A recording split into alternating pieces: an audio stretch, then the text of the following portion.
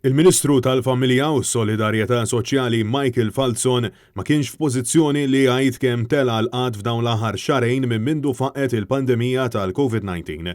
Fil-fatt, meta mistoqsi minn Net News huwa farfar milli jagħti tweġiba. Jekk nitkellmu fuq numru assolut kif qal tajjeb Mark hija xi ħaġa li qed jista' jġib minn Jobs Plus. Ftit tal-ġimgħat ilu l-istess Ministru kien qalilna li f'xahar 800 persuna kienu diġà tilfu l-impjieg tagħhom u ftit wara ħarġet iċ-ċifra ta' aktar minn 1300 li kienu applikaw għal benefiċċju tal-qatt. Il-Kummissjoni Ewropea qed tbassar li f'Malta id-daqqa ekonomika kaġun tal-imxija preżenti ser tkun ta' kważi 6%.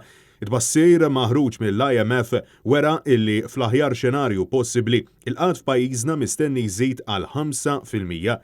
Min-naħa l-oħra l-Fond Monetarju Internazzjonali qed ibbassar illi din is-sena l-ekonomija ta' Malta mistennija tonqos b'madwar 3%, daqqa ekonomika illi diġà qed wassal għal numru kbir ta' sensji.